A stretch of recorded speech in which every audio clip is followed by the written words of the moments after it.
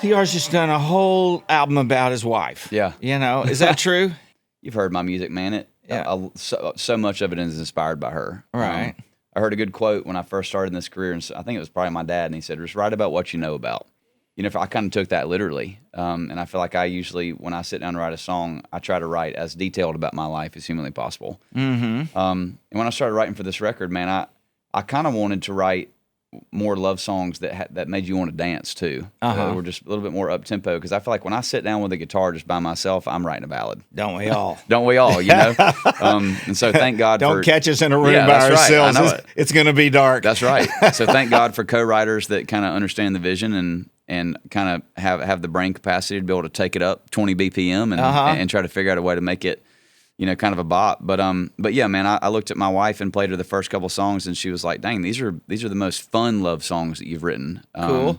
And so that was an awesome compliment. But yeah, man, I feel like overall, it really is about my relationship with her from all over the board, whether it's going back into high school days or today or, you know, future thinking and all that kind of stuff. And it's fun to write about it, man. It's always a challenge every record to figure out, you know, just a new way to say, you know, I love you. Because I feel like there's been a billion love songs written in this genre and every genre. And so to find a couple that, you know, feel unique and feel progressive at the same time has been a lot of fun on this record. So you got a whole album of love songs about your wife. Yeah. And Beautiful As You. Yeah. How do you pick the one? And I know you've released 2 or 3. I think for sure. I picked up. Man, on as that. you know, the first single is like throwing darts at a board in the dark. Right. You know what I'm saying? I mean, especially when you got a record full of songs and you kind of go, well, we could start with that one or we could start with this one. I've kind of always been of the mindset of kind of picking the one that sort of feels like the anchor in a way, and also one that feels progressive. I feel like even going back in my old records, like Look What God Gave Her or Craving You, like I feel like I'm always trying to be a little bit forward thinking, you know, with my production for sure on the first one, so that when you hear the rest of the record, nothing is shocking. Does that make sense? Because if you start with something that feels like what is just happening now, and you get sort of deep into the weeds, you're like, man, that was a left turn, and that was a left turn. But I feel like if you start with something that feels, I don't know, just a little bit left to center, the record starts to make sense at that point. And Beautiful As You, to me, really was just, you know, as a married man, just kind of constantly always wondering how in the world I got chosen, you know, to marry somebody that I outkicked my coverage with, you know. So I feel like there's a lot of dudes that can relate out there to that message. So just a couple of songwritery things, and you know, this is one when you'll get up and go, "Why did he ask me that?" No, I love it. These are my favorite questions. That's not cool, you know. Bring it.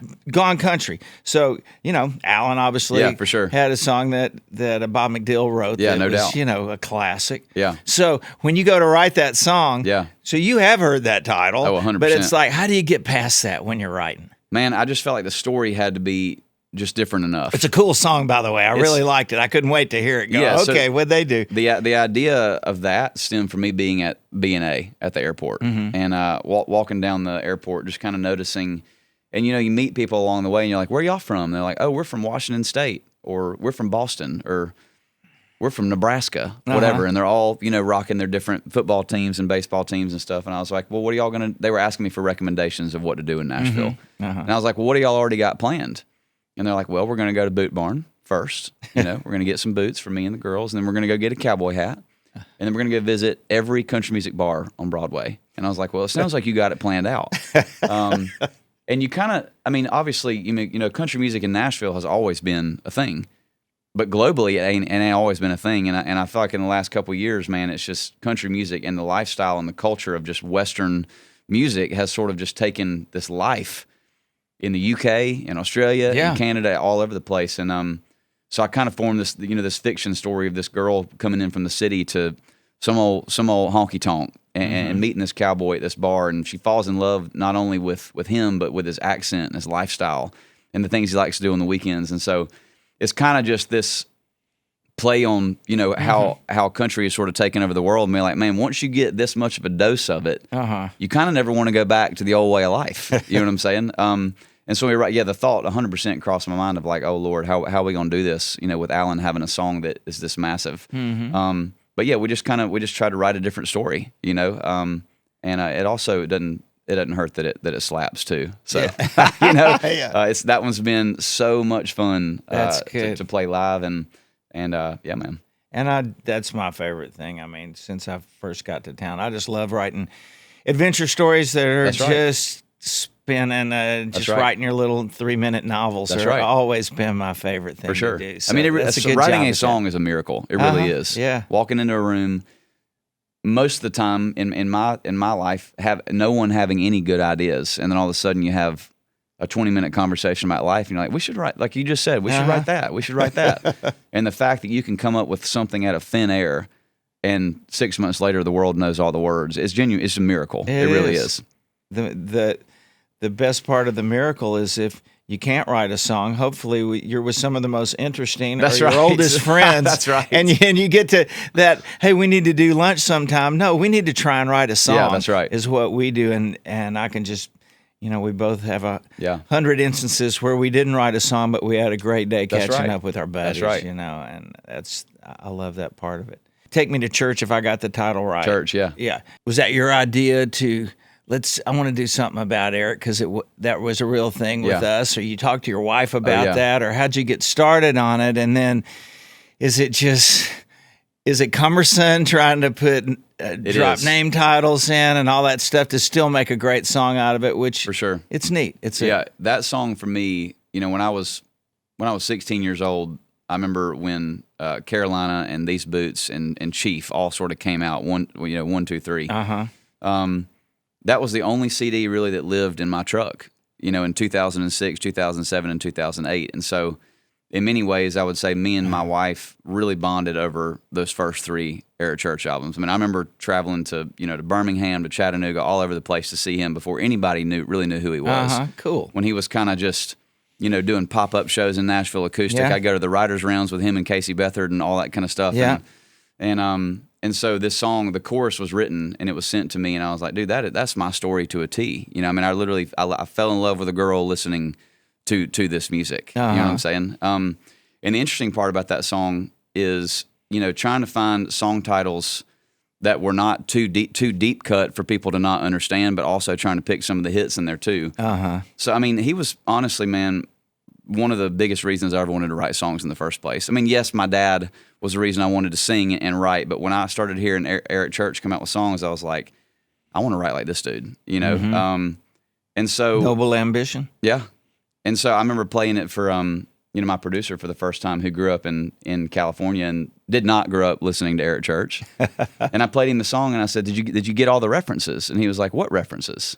And I was like, well, every bit of the verse is an Eric Church song title. And he was like, I had no idea, but I still love the song. And so I think sometimes that's a compliment. It can be nice knowing that you went hard in the paint on trying to kind of vamp all these song titles, but at the end of the day, the song just feels nostalgic. It feels young. And so even if you don't know who he is or any of his songs, I still think you can enjoy the song. So that would be my wife's favorite song on the project. Oh, really? Yeah, for sure. Oh, that's fun. Yeah. Cool. Whoa. Yeah, for sure. From Springsteen, Yeah. Of course, that's good. Family for you, especially like with your dad, do people still... I mean, you've had your career so long. Is that still something that comes up if you're not talking to me? It is, but it's different than it used to be. A lot of it was like, hey, so your dad did this. Like, did he help you get a record deal? Did he help you get a publishing deal? All these things. And dude, to be quite frank, man, my dad was you screwed up. You're legit, dude. Yeah, for sure. You don't have to deal with that one anymore. I know. If you do, just shake your finger at him. And I just say, man, I feel like I had a really nice peek behind the curtain of the music business before I got in the music business, which a lot of people don't get. You know what I mean? A lot of people move to Nashville because their hometown told them that they were awesome. You know what I'm saying? They're like, all right, I'm going to go give it a shot. Right. For me, I'm kind of different than a lot of artists. I did not grow up cutting my teeth on Broadway. You know what I'm saying? I grew up going with my dad to the Iowa State Fair. You know what I'm saying? Or Salina, Kansas, or wherever it was, and playing the Corn Festival or whatever. And so I got to watch my dad write, I got to watch him record, and I got to watch him entertain, So I didn't really know that I wanted to do it until I got really to college. And I looked at my dad and I said, I think I want to write songs for a living. And he was like, all right, well, like we can write together, but if you're going to do this, you're going to do it by yourself. You know what I'm saying? And so, even getting publishing deals and doing the record deal thing, like my dad was a great advisor, but there was no... Let me go in there and talk to him after you're finished. Yeah, you know what I'm saying? I think he desperately wanted me to succeed and fail on my own accord, and that's the best thing that he could have ever done for me. You know what I'm saying? But even today, when I get asked questions, like I'm so proud to talk about it because my dad is a legend in this town. You know what I mean? He's written 50 #1 songs in this town and won BMI Songwriter of the Year twice. Like he is the GOAT in my opinion. Yeah. And I'm biased because he's my father. Sure. But man, any time in this career where I've got ups or downs, like he's the first phone call, you know, to kind of get advice from or to celebrate with. And so it has been really neat. And also I realize how rare it is to kind of get to tour with him still, you know, as a 30-year-old man. I mean, I had him tour with me all 2019, and we got to do 50 shows together. Oh, that's awesome. And it was amazing. He'd walk out on stage and be like, "Hey, I told Thomas Rhett that that I'm going to sell more T-shirts than him tonight." You know what I mean? Like it's a really neat friendship, but also an amazing father-son relationship. So I probably told you this at some point, but years ago, I'm writing with your dad and Dallas Davis. Yeah, oh yeah. And whatever, and they were telling me about you. Yeah. You know, but it's like, I'm like, oh, cool. I guess I gave the nod of, yeah. For No, my son just cut some stuff. I'm like, oh, that's great. You know, Yeah. and both of them are like, no, I mean, he's really freaking good. I'm like, okay, no, okay, Right, yeah. shit. Well, They I just can't needed to press till their the point. No, I can't For wait sure. to freaking hear it. And Yeah. when I did, I'm like, no shit. Well, this Yeah. is great, man. So, well, I appreciate that. no, man. that's really cool. How about Elvis at the End, man? Come on. That song, man, was on the verge of not being cut about 17 different times. Damn. And I remember singing. You're honking on it. He sing the shit That's out of right. it. How hard was that to sing? It was hard. Yeah. Because I sang it like me for the first couple times, and my producer looked at me and said, "Man, I'm bored by your vocal right now." And I was like, "Well, what do you mean to do?" And he was like, "I want you to sing it like Elvis and Dwight Yoakam." And so we did a couple passes, honestly knowing full well that this was not going to make the record. And I lived with it for a week and then 2 weeks, and I was like, now I can't unhear this. And it just gave it this life and it gave it this personality. And I'm a giant Elvis fan, giant Dwight Yoakam fan.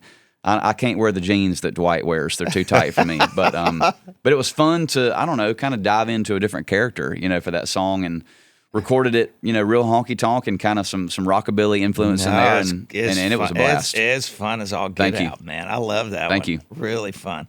Sing on it with me. What? Yeah, Come on. That'd be fun. That'd be a blast. That'd be fun. What about? I just got to ask about your family. One of my favorite songs you ever wrote was talking about your family, but not just talking about your family. It was obviously your family. Yeah. And I went, man, I love that song. That is so Thank cool. you. And but God, how many years ago was that? I guess that would have been 2017. Okay, yeah. Which feels like not that long ago, but it was a long time ago. And what's changed? Since 2017, Yeah. I've added 2 more kids to the mix. I feel like I've learned how to balance a lot better than I did back then. You know, I mean, you know how it goes, man. I feel like when you're on the climb and on the rise, you kind of can't see beyond it. You know what I'm saying? And like you do these bucket list moments, and you've had a million of them. But for me, I remember during that time period, it was like we're putting on our first arena tour. Holy crap, we just sold out Madison Square Garden. Holy crap, we just won Entertainer of the Year. You know what I mean? And you don't take the time to be like, this is amazing. You kind of keep going, all right, what are we doing next? You don't have time. How do we do this again? How do we do 2 nights next time? When are we playing in the stadiums? You know, all these things. And You know why? why? Because you're scared. Because you're scared. You're Yeah. scared, just like me and Ronnie. People always go, you know, how'd you celebrate for that? We didn't. We didn't. We didn't even look at We each just kept other. working. That's right. Yeah, exactly.